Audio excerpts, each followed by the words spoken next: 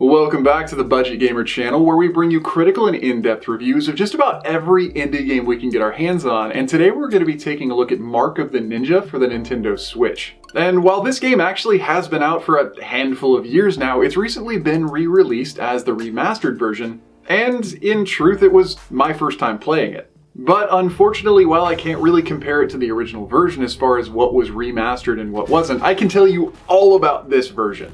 Starting off with the story, it's exactly what you would expect from something like a ninja-based stealthy game.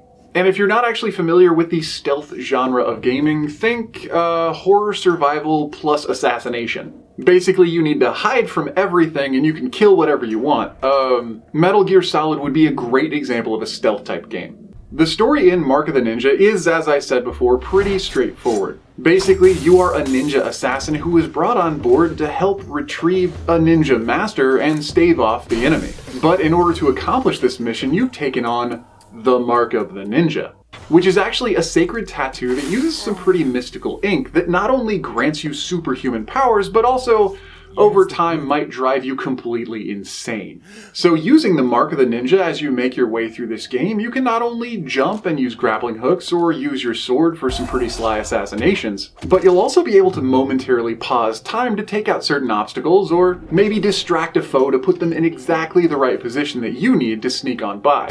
At a glance, the general gameplay does look pretty much like a side-scrolling platformer. However, the entire progression of the game isn't strictly linear. Which means, in short, that you don't only have one path to make your way from point A to point B, and within certain limits, you can choose to play the game however you see fit. So whether you're choosing to play through stealth or through straight up slaughter, you're going to be awarded points that go toward a token count at the end of the game.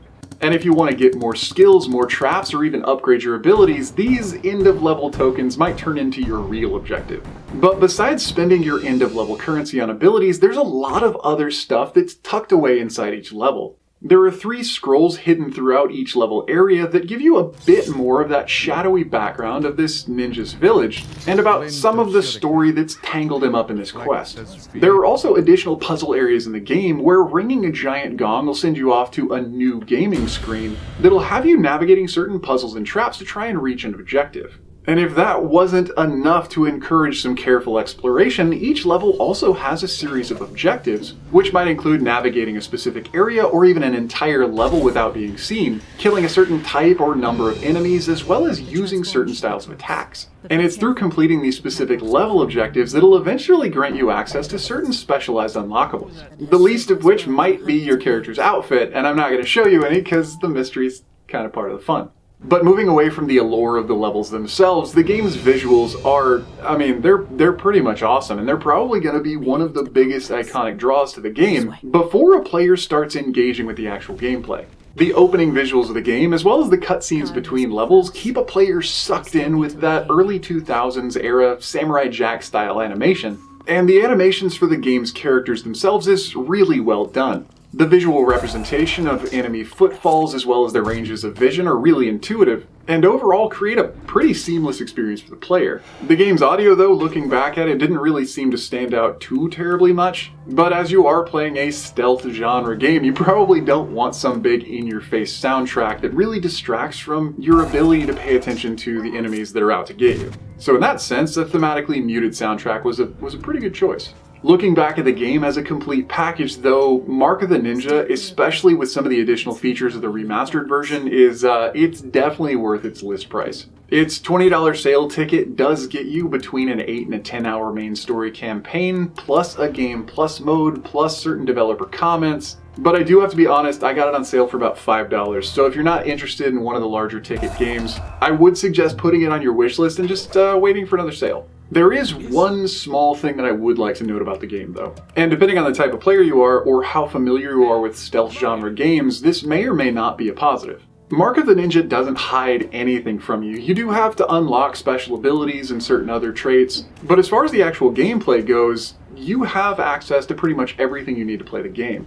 Which does mean starting off, you're going to be introduced to a big series of abilities that have a big series of buttons and certain combinations. And if you're new to the genre, it might actually feel a little bit daunting, and maybe even a little bit frustrating. But as you continue to play the game, it gets really intuitive, and having access to that many abilities grants you access to pretty much designing your own style of gameplay. And having a non-linear level progression does mean that if you get stuck and you keep trying to bully your way through and you just can't quite make it, that there might actually be another easier path, and going out to explore might send you into some new mysteries. So if you are a platforming fan, this is definitely going to be one that you'd enjoy, but if you're more of a fan of those hack and slash run and gun games, needing to rely on your patience might be just a little bit of a trial. But anyway, that does about wrap up the review of Mark of the Ninja Remastered, now on the Nintendo Switch. So if you enjoyed the review, or especially if you found it helpful, feel free to throw me a comment or a like to show your support, and don't forget to click that little bell icon when you subscribe to stay updated with the latest content. There are thousands of indie games out there, and new, unique ones are coming out every single day. So if it's on the eShop, if it just went on sale, chances are, whether it's a gem or an easy hard pass, you're going to find out about it right here. But anyway, this has been the Budget Gamer, so as always, thanks for watching.